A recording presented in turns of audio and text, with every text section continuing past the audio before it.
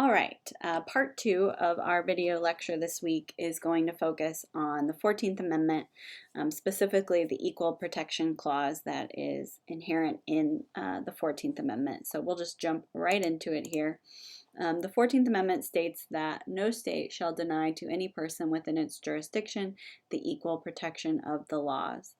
Another way to explain what this is stating: state actors cannot discriminate against people based on specific classifications. Basically, the Equal Protection Clause within the 14th Amendment is triggered anytime a group of people or individuals are treated differently based on a particular classification. We'll talk about the different types of classifications that are inherent in the 14th Amendment, but know that the classifications that receive the most scrutiny or restraint generally involve what we call immutable characteristics. So things people are born with, like race, ethnicity, etc. So all in all, what we're talking about here with the 14th Amendment is this concept of discrimination, and that it is illegal for state actors to discriminate under the 14th Amendment. So a little bit of background here on the 14th Amendment. Keep in mind that we've got two things happening here, two clauses existing within the 14th Amendment. We have that due process clause that we talked about last week, and we have this equal protection clause dealing with discrimination. So in terms of context here, you'll see that the 14th Amendment was adopted not long after the Civil War, so in 1868. And you can see that the amendment that came previously to the 14th Amendment was the 13th Amendment, which of course we know is the amendment that abolished slavery. So it made slavery illegal in this country. But unfortunately, the 13th Amendment did not quite do enough, because you still had states in the South that were creating their own policies and laws, basically known as black codes, which basically made it impossible for those recently freed slaves to pursue any kind of normal life where they were provided basic protections under the laws. So federal government noticed, hey, the 13th Amendment didn't go quite far enough, so we need another amendment that's not only going to abolish slavery, but take it a step further, right? Actually grant citizenship to these recently freed slaves and provide the same basic liberties and freedoms that our other citizens are provided. So that's really what the purpose of the 14th Amendment was at the time. You'll see that we've got some expanded coverage over time. So the Equal Protection Clause doesn't just deal with issues of racial discrimination anymore. It includes a number of other classifications. So as we note through a lot of the concepts we're looking at, while the Constitution is written hundreds of years ago now, it still evolves and changes over time based on court precedent. Okay, so real quick before we look at the levels of scrutiny under the 14th Amendment, it's important to note that we've basically got these two types of discrimination that can occur. So we've got de jure discrimination, which, as you can see here, is essentially discrimination that's actually included as part of a law or policy. And that law or policy has a clearly defined discriminatory purpose. So this is pretty purposeful and obvious discrimination, and under the 14th Amendment, de jure discrimination is not acceptable. An example of this would be, prior to Title IX passing in the 70s, it was pretty common for universities and major universities to have policies against accepting women or admitting women to their universities. These policies were obviously clearly discriminatory, right? They were saying we won't accept women because of their gender. So that was an example of de jure discrimination, very purposeful, very obvious discrimination. But we also have discrimination that maybe isn't as clear in terms of its definition or purpose, but has a discriminatory effect. That is de facto discrimination. So these are less obvious examples of discrimination, but ones that have a discriminatory effect on the people that they impact.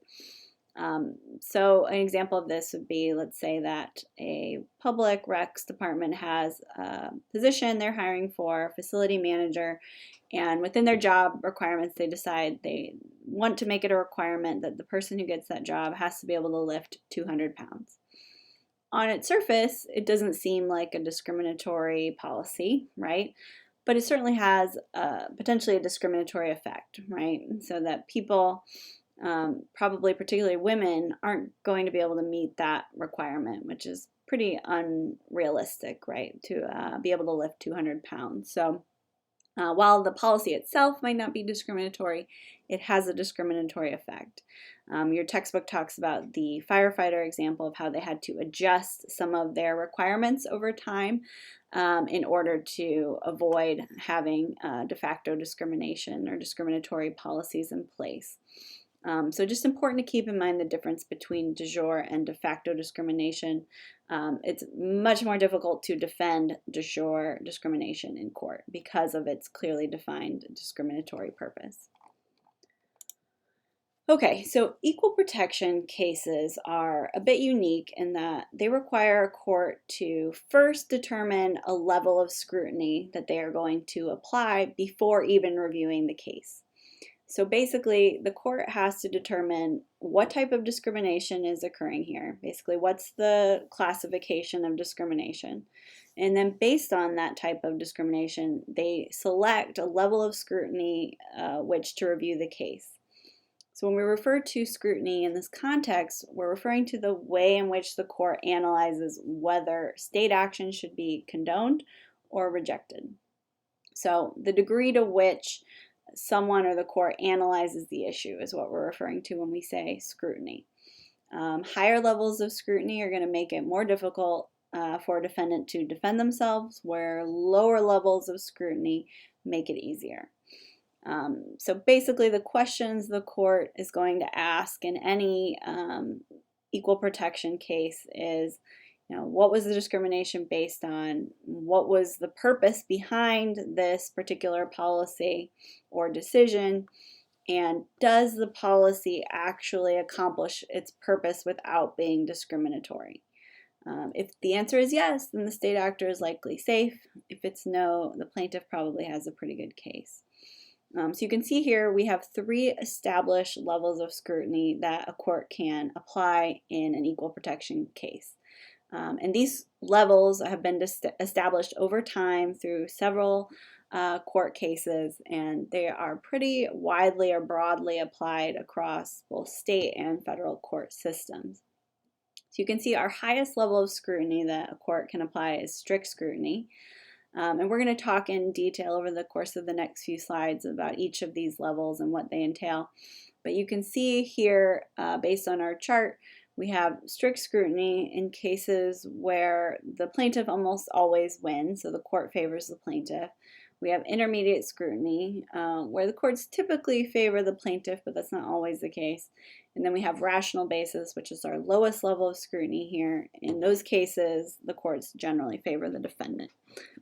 So over the course of the next few slides, I'm going to highlight these different levels of scrutiny and also try to provide some example cases so that you get the idea of why the courts might favor a particular party in these cases and what that looks like for the state actors involved.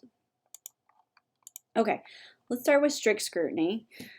So essentially we said strict scrutiny is the highest level of scrutiny that a court can apply or view a case through. Basically, cases involving strict scrutiny involve what we call suspect classification or a classification linked to a fundamental right. What that means is the cases involving strict scrutiny are generally discrimination based on some of those immutable characteristics, so things like race, ethnicity, national origin. Basically, the courts have determined that this type of discrimination is unjustifiable, right? Essentially, there's rarely ever a situation where a state actor can defend discrimination based on race, national origin, or ethnicity. So it's very difficult for a defendant to defend themselves in a strict scrutiny case. Keep in mind, they can still try to show they had some kind of compelling interest or reason for having the policy in place, but very rarely are they going to be able to do that, right? So as long as the plaintiff can actually prove evidence of discrimination, so the example I use is someone claims they didn't get a job because of their race, then they would be able to likely win in court. So very difficult for a defendant to defend themselves in a strict scrutiny case.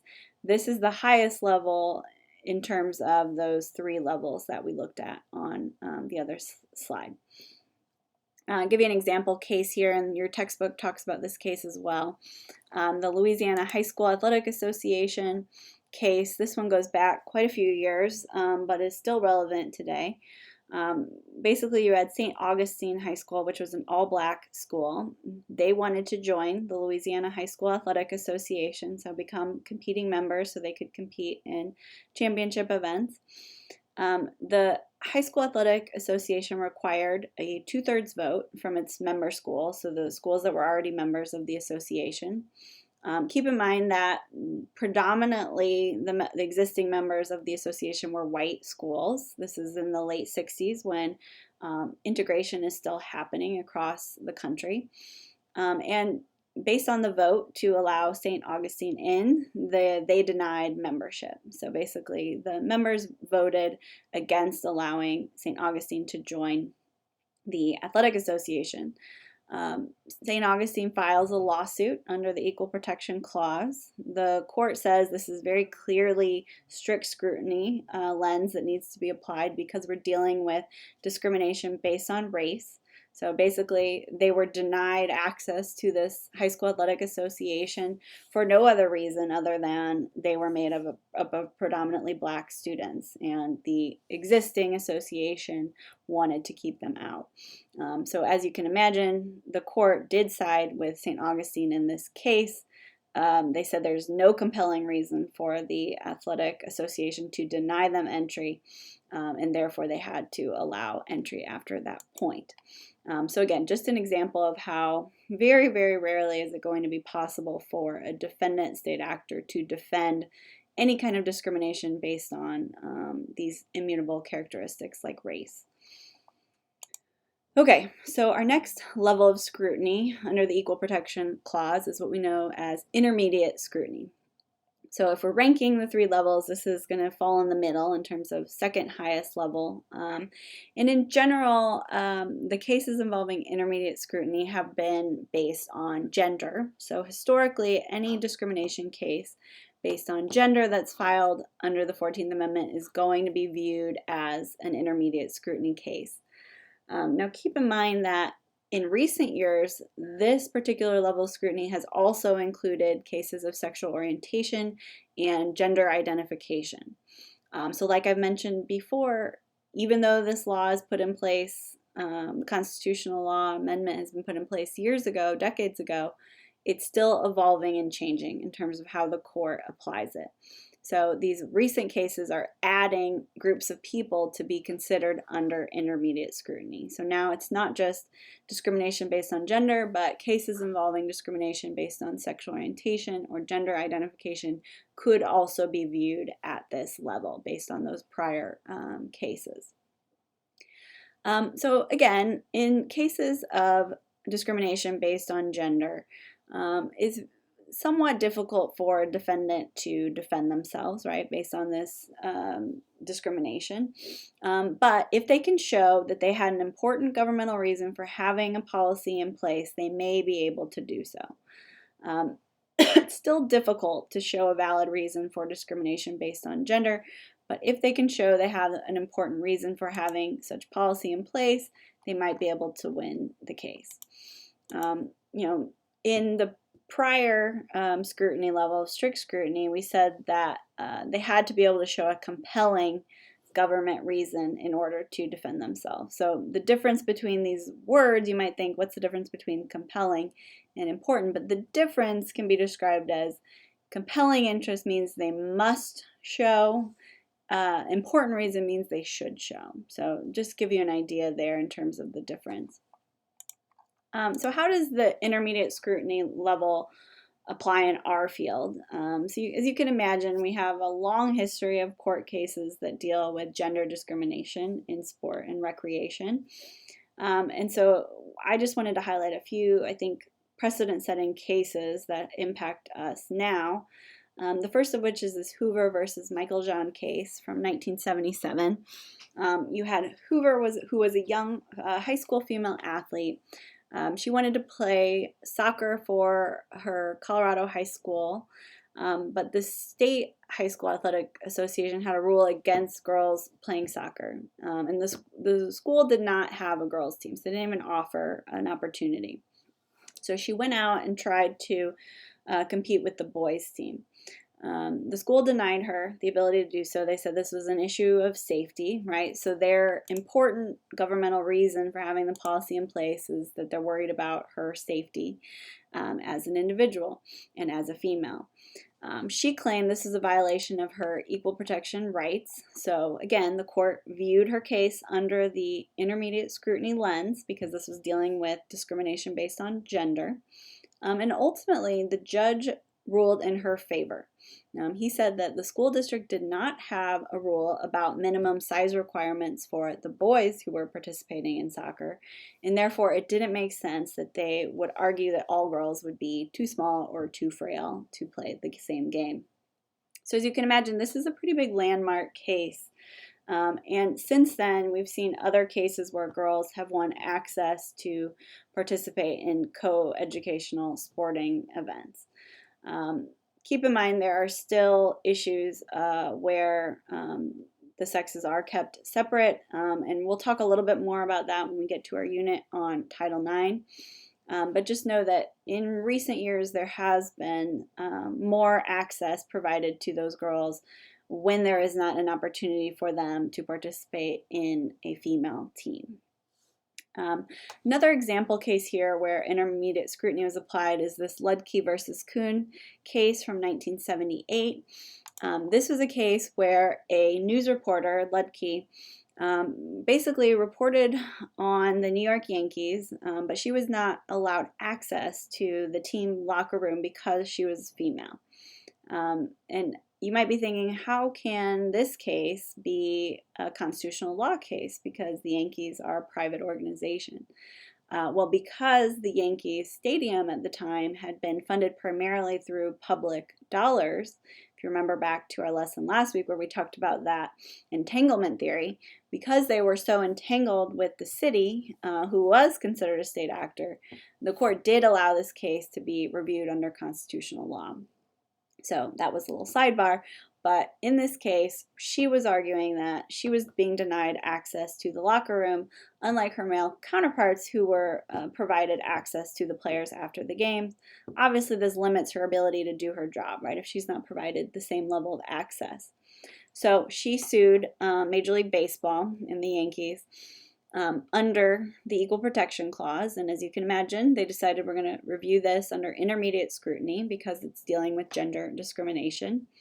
And for its case, the Yankees and Major League Baseball argued that, the state had an important governmental interest in protecting the privacy of the players, right, and promoting what they called a family atmosphere in the sport. So by allowing a woman in the locker room, then we couldn't keep up these traditional standards of family values or decency because, players after the game are standing around in towels, right? They're taking showers. So that's what their argument was, right? Their important governmental reason for having this policy in place was that doing so or allowing her access would take away that standard they created to have this family atmosphere and provide some privacy to the players. Well, the court agreed that the players did have a right to privacy, but they did not think that barring women from the locker room was substantially related to that interest, right? If you're allowing other reporters who are male access, then you're not giving them a level of privacy anyway, right? So basically, they agreed that there were less restrictive ways for them to manage the situation, like maybe separate the reporters by a door so they could have some privacy while they're changing, or give them towels to cover up, right? There are other ways of dealing with this situation than banning a particular gender from accessing the locker room. So she was successful in her case, and as you can imagine, again, that's a pretty landmark case in terms of precedent, right? Because now we know that female sports reporters have the same access as their male counterparts when reporting on games. Okay, one last level of scrutiny here that I want to discuss, and that's our lowest level of scrutiny, which is what we know as rational basis. So basically anything that wasn't covered by our other two levels of scrutiny is going to fall under our category of rational basis. So anything that didn't meet the requirement of strict or intermediate scrutiny is going to fall under rational basis. So you can see I've given you a couple of examples here of things that commonly come up under rational basis. So discrimination based on age, discrimination based on economic or social background. We've seen some cases involving athletic participation as a category or classification for discrimination under rational basis. As you can see from our chart here, cases that meet the requirement of rational basis tend to favor the defendant, okay? Meaning that of our three levels here, it is easiest for a defendant state actor to defend themselves in a rational basis case. Basically, all they have to do is provide a sound reasoning for having a policy in place. If they do that, generally they're going to win the case. So it's much easier for defendant state actors to defend themselves in a rational basis case than it was those two other levels. So an example case from your book is this Blue versus University Interscholastic League. This was the case where the court held that high school age rule that prohibited students over the age of 19 from participating in athletic programs could be instituted and was fair because they agreed that this was an issue of fair competition, right? Having student athletes that are over the age of 19 participating at the high school level was not going to provide a fair playing field for the other teams and athletes playing the school. And it was also an issue of physical maturity, right? So having this policy in place was there to keep the other players safe, right? Because in theory, someone who's 19 or older is probably more physically developed than, say, a 15 or 16-year-old playing on those other teams. So because they were able to provide this sound reasoning in court, the judge then agreed with the university scholastic league in this case and said it is okay to create this rule that limits student athletes from participating who are over a certain age. So again, that's an example of a case that is viewed through the rational basis lens. Again, I think if you're having trouble with understanding these three levels of scrutiny, I hope this table or this visual representation can help make sense of it. Again, the idea here is that if an equal protection case comes to the court is going to look at the three levels and determine which level is appropriate based on the type of discrimination they see happening or being accused in the case. From there, they will look at the facts of the case and determine whether or not the plaintiff or defendant reasoning or rationale is favored. And again, in terms of who the court favors, it's much more difficult for a defendant state actor to defend discrimination based on those immutable characters found in strict scrutiny. It's also difficult for them to defend at the intermediate scrutiny level, although there are cases where they can, if they can come up with an important governmental reason. And then finally, that rational basis category tends to favor the defendant, right? All they have to do is show sound reasoning for having a policy in place, and if they can do so, they're likely to win.